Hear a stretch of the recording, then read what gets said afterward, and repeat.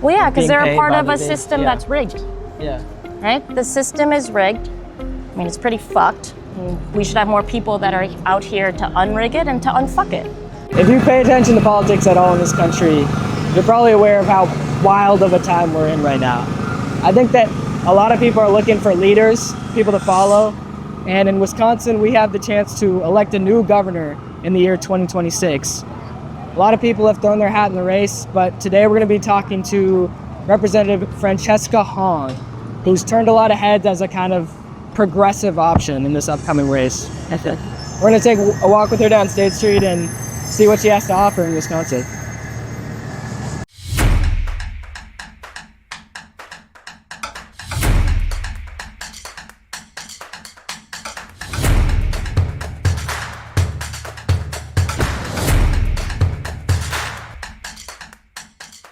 Well, thanks for coming out. Absolutely. Nice to meet you.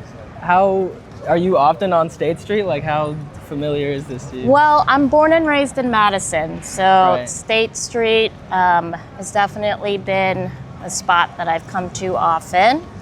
I actually no longer represent parts of the university anymore, Okay. so I'm not here as often, but I try to always make it down, see what's new, chat with random students if they're down for it. But Yeah. really excited about the Korean tofu soup spot. Oh yeah. Mhm. Is that opening up soon? I didn't even know. It's up on the right side by Francis. We're going to be coming up on it soon. But it's like you got to go with a group so that you can order a Yeah. lot of stuff and share. I'll have to check that out. So tell me a little bit about like growing up in Madison. What was that like for you? Like kind of which areas were you in a lot? Yeah, so my parents came here in the late 80s. My dad, actually he wanted to go to journalism school first, but he ended up doing a PhD program in sociology. So I grew up in university housing, Eagle Heights, if you know where that is, kind of by Picnic Point. Came up through great public schools, got to do a lot of different things in throughout school. There's theater, and I played a lot of soccer, and just, really, I think I got a lot of the Madison experience, but still didn't always feel like I belonged because we weren't in very diverse areas. Yeah, like Eagle Heights was super diverse, and I thought that's how the rest of Madison was. And then you go into the schools and you kind of grow into different spaces, and it's like, oh, there aren't as many, like, I didn't grow up with a ton of Korean and other Asian American folks. Yeah. Yeah. Why do you think that is? Like it's just kind of the makeup of how Madison is, or? Yeah, I think it's a culmination of a couple different things. We've got diversity that comes from the university, but a lot of folks don't always stay here. Wisconsin as a whole is a majority white state, right? So. Right. And then there's more we can do to make it feel welcoming, and folks not feeling that there's so many microaggressions in different sectors. Right. But we're definitely growing more diverse. We're having more young professionals or folks coming out of the university staying in Madison, which I love. And I think we're working towards a more vibrant community always. Yeah. Is that sort of like one of the things that made you begin to get into politics or care about things, or like, is that an important issue to you? Is like bringing more diversity to Madison and different kind of merging people together? I think there's diversity growing in different parts of the state. We don't always value that something that helps keep communities strong and healthy. But I've been in my background's in hospitality. I actually dropped out of UW-Madison to cook for full time and learn from different chefs and work multiple jobs, minimum wage, to make sure I was learning as much as I could. And then became an executive chef and ended up opening my own restaurant the same year I had my kiddo. So politics wasn't part of the plan. And I think it found me more than I found it. Interesting. Yeah, I guess, like, what do you mean by it found you? Was there kind of like a breaking point where it was like, oh, I need to get into politics, or was it a slow, like, wanting to see change? I got into community organizing, but I didn't really even know that that was what it was.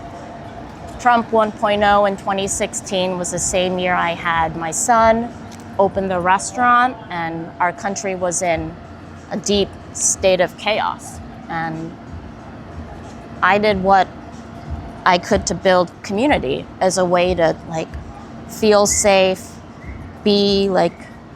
find ways to protect one another and focus on community health. So I got together with a group of amazing women, like restaurant owners, different restaurant workers, baristas, cooks, and we came together and we're trying to figure out, like, how can we had a very affirming space to talk about things that we'd been through in the restaurant industry and, like, how we can, make a difference in this moment. And it ended up being that, we put together our talents and, like, put our time towards doing good. And then in 2020, when COVID hit, I think that's when I started mouthing off more on Twitter and recognizing that there was a failure in leadership in the legislature, and organized with other restaurant owners because we knew that we were going to be the first ones to close and the last ones to open. And I was most concerned about the safety of my staff and my community. So Right. service industry folks, like, we're about making it work and getting shit done. That's what I can bring to this work in politics. So that organizing, and then a seat opened up in the legislature, and a lot of different folks asked me to run because I think folks were very, like, they were in a place where they wanted a different kind of leadership. And they say you have to ask a woman like 6 or 7 times before they run for office. And the community is who sent me to the legislature. I was answering to the community. And so that's what I mean by politics found me. It was a moment of crisis, bringing community together, figuring out how to build community power, and that, if I go into government and the legislature, my role there is really to bring more power to folks in the community because I have access to it. Yeah. I think that a lot of people, like, people who do organizing that I've talked to, but also just people in general, are, like, weary of politicians and just politics in general. Yeah. And I feel like there's a growing sense that, like, it really is just corrupt. Like, politicians are just... Well, yeah, because they're a paid part by of the a big- system that's rigged, Yeah. right? The system is rigged. I mean, it's pretty fucked. And we should have more people that are out here to unrig it and to unfuck it. Yeah. So tell me a little bit about, like, you having that opinion and then being a politician, like being around other politicians, like, how is it rigged, and kind of how do you deal with working around that? Well, I'm a working class person that built community through a restaurant with other working class people. And the system right now works to reward those who are extracting and exploiting labor and putting it in the hands of corporations, oligarchs and billionaires. And I think this past year that became even more apparent than before. And being outspoken about it, and really bringing people actually together as someone who is relatable and working class right now, as a single mom and community organizer and a state rep now. And I'm still a service industry worker, have to bartend and cook. There is a growing awareness that the way that the system is built doesn't reward the work, the hard work that folks are doing, working families are doing to take care of themselves, their loved ones, and their communities. So how do you sort of change, like, what work have you done to change that as a representative? And then also, like, as a governor, how do you fix a system that you feel like is that broken? I think it's so important to build a vision that's determined and responsive to what working class people have been demanding for many years. And one of the ways that I do that in the legislature is to introduce bold, transformative legislation that I know can make government a force of good and build trust back, that like government can be a thing that has your back and is in your corner. So whether it was introducing universal school meals to make sure every kid has access to a healthy breakfast and lunch in school, universal paid leave to make sure no worker has to choose between a paycheck and paying rent and taking care of themselves when they're sick or a loved one.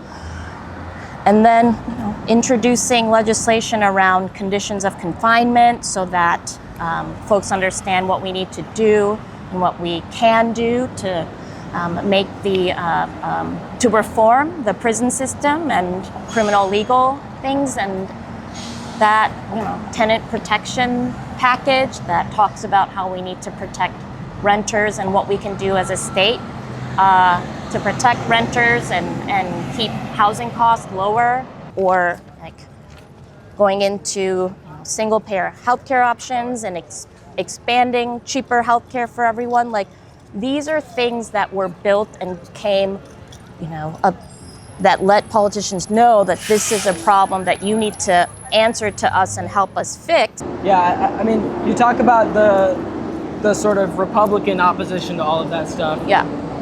But also, I think, like, is the Democratic Party, do you feel like, are they ready to really make those big changes and go against the corporate interests? Like, there seems to be a little bit of a movement. Maybe you've got like Mamdani winning in New York of progressivism, but is it enough to actually get those things passed that it seems like we haven't been able to for years and years and years? So I think there are people in the Democratic Party who understand kind of the establishment politics or the harms of corporate Democrats, or I should say corporatists, who are doing the politically convenient or strategic things as opposed to the politically uncomfortable things, like universal childcare, like universal paid leave, a public bank. Why is that politically uncomfortable, though? Like, it feels like people would want that. Like, why is that an uncomfortable place to go, and why is the moderate position sort of more status quo? I think it's because there are still a lot of people who don't think that's possible, or who don't see that that could really improve their lives. And there's something to be said to make. We need to make folks feel like they belong in a broad coalition before we can help them believe that what we're doing is not only possible, but what we need to do. So there were systemic factors that expanded wealth disparities, but we also didn't do a good enough job to explain who was to blame and why that was happening. And I think when there's economic insecurity and folks are like, this shit isn't working, they actually go to villainize someone first, as opposed to thinking about, well, government could probably happen or do good. So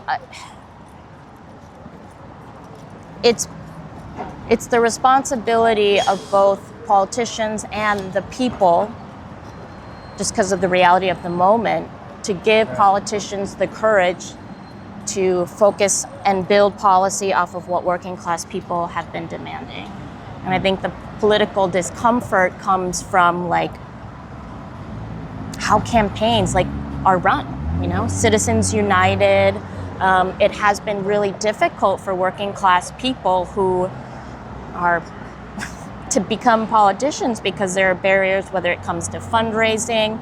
A lot of this is who you know and what your network is. There's a focus now on fundraising over organizing and getting more of the people movement involved. And our campaign is working to shift those strategies to one of organizing around policies that focus on affordability and improving the lives of working class people. And there's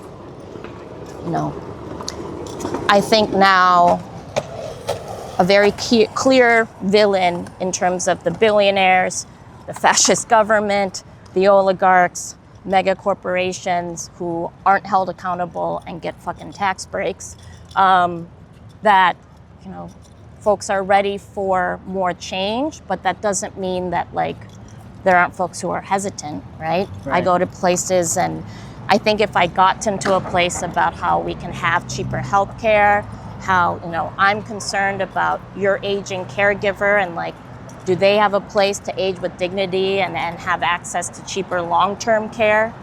Yeah. But what they're focusing on right now are the culture wars that right-wing media is just blasting into their throats. The right is trying to make it so that the villains are undocumented folks, our trans community, vulnerable folks who, are your enemy because they're woke and people of color. So I don't think we've always been fighting the right fights. And I think there was a loss of faith in people power being able to take on corporate interests. I do want to ask you about the current administration, because we're still talking about politics in sort of a regular way, but there's a growing sense, definitely from the left, that this is an actual fascist regime.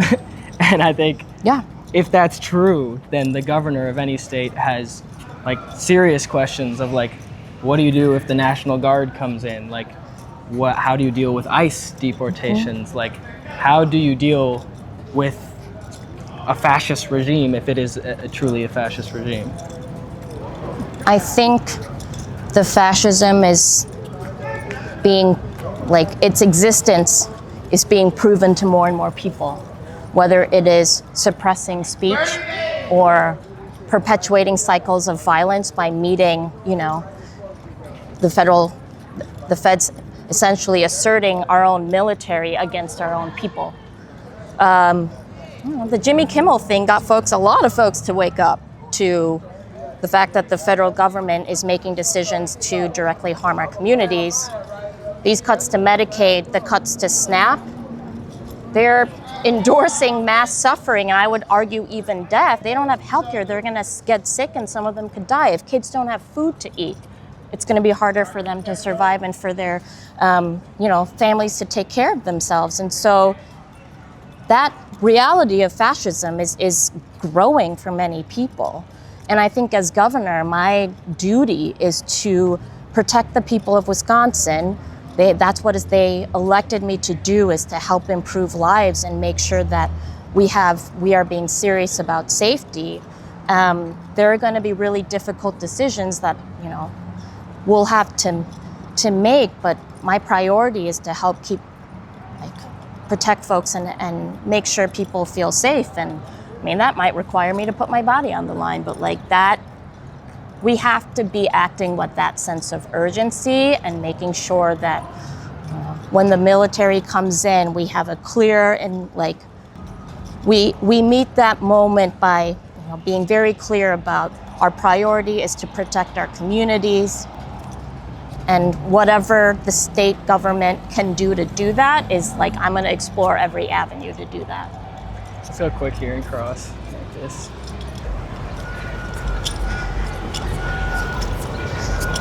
Yeah, so I think that I feel with young people right now a lot of kind of hopelessness in the country and in people in the country, and a lot of people feeling maybe it's just lost, maybe we're never gonna get back groups of people, maybe people are just stuck in their ways. Do you still have hope in this country, or I don't know, how do you feel right now? That apathy, that feeling of things might not change and how do we, unrig the system, very justified. But I'm staying nauseously hopeful because people are organizing. They're trying to figure out how better to take care of their communities. I was in Green Bay and I was talking to a few folks who found out that there were kids who aren't gonna have snack or lunch at one of the schools in their district. And folks rallied to get as many snacks as they could and went to the school to help provide for it. But also, we have overcome crises in our country. And whether it was, and oftentimes, or almost every time, it was a movement that did it.